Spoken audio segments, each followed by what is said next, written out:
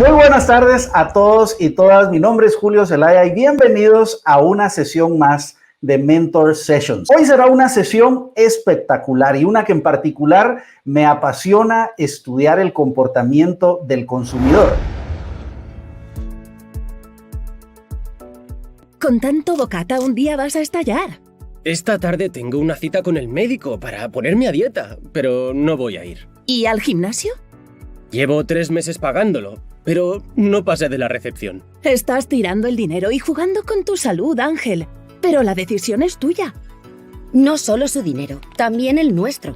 ¿Sabes cuánto nos cuesta que no vayas a la cita del médico? ¿O si acabas en el hospital? Calla, no me agobies. Tus malas decisiones nos afectan a todos. No puedes decidir a lo loco. Lo sé. Necesito un empujón para cambiar mi vida. Ese empujón que pide Ángel es a lo que se dedica la economía del comportamiento. Una ciencia que estudia por qué a veces nos comportamos de forma ilógica en contra de nosotros mismos y del interés general. Un empujón no, Ángel. Necesitas un poco de economía. La economía estudia cómo influyen las emociones en nuestras decisiones. La economía solo estudia las cifras, Alicia. Eso era la economía clásica. ¿Habéis oído hablar de la economía del comportamiento? Ni idea. Es una rama innovadora y fácil de entender. Parte de la idea de que todas las decisiones que tomamos, desde hacer la compra en el súper hasta votar en las urnas, no son solo un hecho racional. Las emociones cuentan, y mucho. ¿Verdad que al tomar una decisión te influye lo que pensarán los demás de ti? Alicia tiene razón. La economía del comportamiento intenta comprender todo lo que influye a las personas en sus decisiones para crear modelos económicos más humanos, más parecidos a la realidad. Se han hecho muchos experimentos y algunos son muy divertidos. Venid. ¡Guau! ¿Qué os apetece más? ¿Hacer música con los pies o subir por esas aburridas escaleras mecánicas? Quiero probar. Antes nadie subía por aquí y ahora la mayoría juega a ser pianista y de paso hace ejercicio. Es bueno para ellos y para todos. ¿Y para Ángel? La economía del comportamiento busca soluciones creativas que atraigan a las personas y beneficien a la sociedad. Hay que estudiar cada caso para dar con la tecla que suena mejor. Deberían de aplicar ideas así de atractivas a las políticas públicas. Son los pequeños empujones que necesitamos para tomar decisiones socialmente beneficiosas. ¡Claro! Las normas no deben solo prohibir, también deben orientarnos en positivo. En Australia, Canadá, Estados Unidos, Reino Unido y algunos países de la Unión Europea ya existen agencias dedicadas a la economía del comportamiento. Impulsan políticas públicas basadas en incentivos.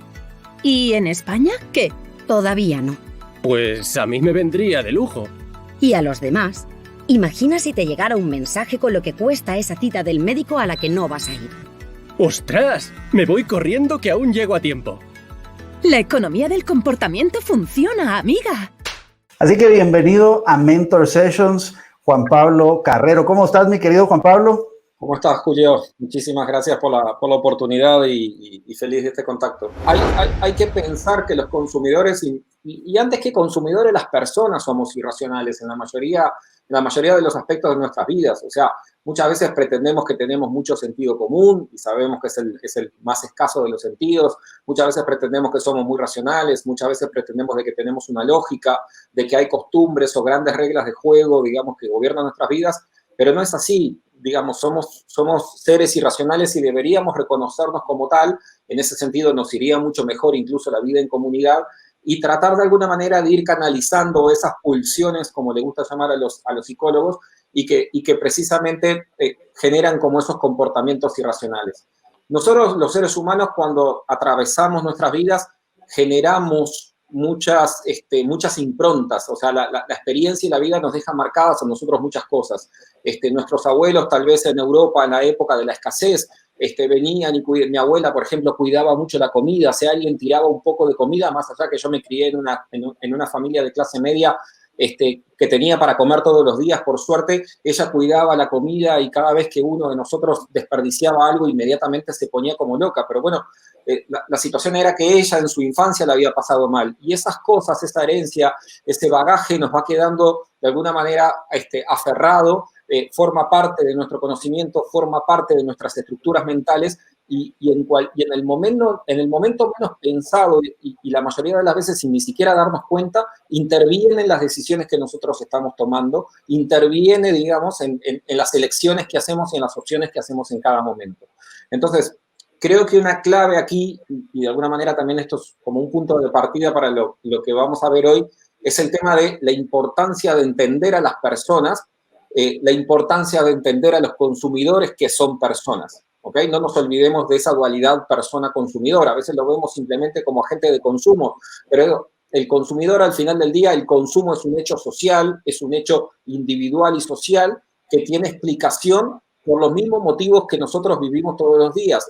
¿Por qué elegimos ir a ver determinada película o por qué elegimos ir a visitar a un amigo o ir a visitar a la familia, lo que fuera? Bueno, lo mismo sucede, el mismo tipo de reacciones están en el consumo y tenemos que estudiarlas, digamos, desde ese punto de vista y tratar de entender, conocer para entender y creo que ese es uno de los aspectos fundamentales. ¿De dónde parte un poco nuestra inquietud? Es, según el IPA, que es el Institute of Practitioners in Advertising de Inglaterra, uno de los organismos con más autoridad, digamos, a nivel mundial para el análisis de los estudios de efectividad del marketing. O sea, ellos lo que estudian y los que tienen, gracias, digamos, a los casos de los premios EFI que tienen acumulados prácticamente desde el año 2006, o sea que son muchos años de acumulación de data, lo que han ido estudiando y han ido analizando esa data y se han ido dando cuenta de determinado tipo de patrones de comportamiento y determinados patrones que se van dando en las campañas de marketing.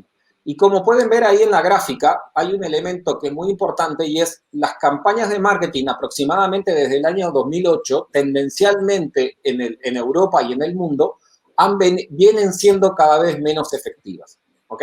Hay un desgaste importante en lo que es la efectividad de las campañas de marketing y comunicación, no se consiguen los resultados que se esperaban o no se consiguen en la magnitud que se esperaban y de alguna manera esta organización lo que se ha preguntado es, bueno, ¿y por qué se da esa situación?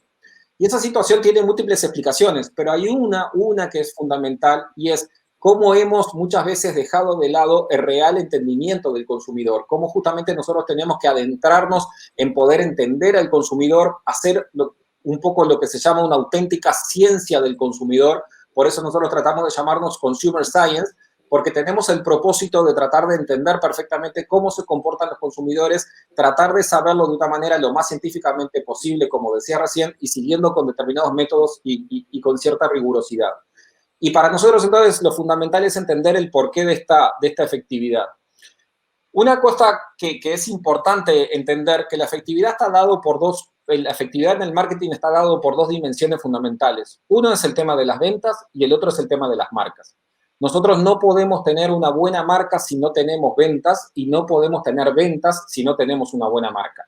Y aunque esto parezca obvio, esto es algo que parece que la comunidad del marketing hemos olvidado desde hace unos cuantos años, prácticamente como veíamos recién desde el año 2008, cuando casualmente se dio una de las últimas burbujas de crisis financiera que arrasó, digamos, con gran parte de las empresas o de la economía tal como la conocíamos en aquellos años. Y lo que de alguna manera tenemos que recuperar es esa condición de que nosotros cuando hacemos campañas de marketing para vender son campañas de corto plazo y cuando hacemos campañas para construir marcas son campañas de largo plazo. Y que lo que hacemos muchas veces para ventas no sirve para después generarlo de marca, sino que hay que tratar de generar las estrategias coordinadas de ventas y de marca para que se puedan retroalimentar entre sí. Lo que es una cosa que deberíamos recuperar y que es un concepto muy básico es lo que yo estoy vendiendo hoy, lo que estoy logrando venderle al consumidor, lo que estoy logrando de alguna manera conectar con el consumidor hoy se debe gracias a que yo tengo una marca que me ha permitido llegar hasta ahora. Gracias a que ese consumidor recuerda y tiene viva la marca de McDonald's en su mente, la marca de Avis, la marca de Airbnb o cualquier otra marca que podamos pensar y gracias a eso yo puedo estar haciendo una venta hoy. Pero si yo quiero hacer ventas mañana, voy a tener que seguir justamente creando esa marca, construyendo esa marca, manteniendo esa marca. Entonces tiene que haber un equilibrio precisamente entre el corto plazo y el largo plazo. Estar pensando constantemente que las buenas estrategias de marketing tienen que balancear esos dos aspectos. Poder desarrollar una campaña comercial que hoy en día me sirva para trabajar en el corto plazo y poder tener además una estrategia de construcción de marca que me permita ir teniendo constantemente esa energía que me permite mantenerme funcionando durante todo el tiempo. ¿Qué le dirías para empezar a estas 3 tipos de organizaciones? La que nunca ha empezado, la que está empezando y la que ya tiene cierto grado de avance y profesionalismo en el tema. A la que no ha empezado todavía, o sea, a la que está nueva en el tema, le pediría que, sobre todo, que no se preocupe, que no se apure, aunque piense muchas veces que siempre estamos urgidos porque pensamos que el mercado nos va a llevar por delante, pero las cosas no son tan urgentes como a veces nos parecen. Y que trate precisamente de salir a hablar con el resto de la gente, salir a hablar con sus consumidores, salir a hablar con sus distribuidores, hablar con sus vendedores, hablar con la gente que está en contacto con el mercado, con la calle, con la sociedad en general, ¿no? Primero que no se preocupe demasiado en empezar a gastar dinero en herramientas sofisticadas, no, simplemente que se ponga como voluntad de salir a hablar afuera, ¿ok? De ir a hablar incluso con la competencia, de ir a visitar a la competencia, de ir a visitar los puntos de venta de la competencia, si es que fuera el caso. Entonces, sobre todo a la primera grupo de empresas, estos que todavía no han empezado, primero que sensibilizarse con la información, sensibilizarse con el hecho de justamente tomarle el gusto a salir afuera y a preguntar, a buscar, a explorar, a descubrir. ¿Ok? Porque todo eso necesita entrenamiento, eso también es un músculo. ¿Ah? La investigación, la actitud de investigación de alguna manera es un músculo que hay que entrenar y hay que desarrollar. A los otros, al nivel de empresas intermedio, que como tú decías, que estaría como que tiene algunos elementos, que empiece a generar, más que apurarse también a ver qué tipo de técnicas, de moda, de vanguardia, más que nada que se preocupe por empezar a tener una cultura del proceso, del pensamiento reflexivo, de la reflexión, lo que hablábamos hoy, de tener pasos, de fijar un método, de fijar un proceso. No importa que sea sencillo al principio, demasiado básico, hay que tenerlo, más vale tenerlo que no. Y por otro lado, ya habrá tiempo para sofisticarlo, que no se preocupen, pero que empiecen a tener un método, ¿no? Decir, bueno, tal día nos reunimos en el equipo, planteamos un problema, nos entrenamos en cómo pensar el problema, vamos a una conferencia, hablamos con Julio para que Julio nos enseñe a pensar, nos ayude a pensar. Entonces, le pediría sobre todo que le ponga más que nada énfasis a su forma de pensar, a crear una cultura del pensamiento, de la reflexión y de los procesos. Uh-huh. Y a la gran empresa, la que ya tiene data y tiene todo este equipo de gente que de alguna manera ya está, que se preocupe por la interpretación. Porque el gran problema no es tener la data, sino es cómo interpretamos la data. Y tener gente que realmente sepa interpretar la data y que sepa conectar la data con el negocio.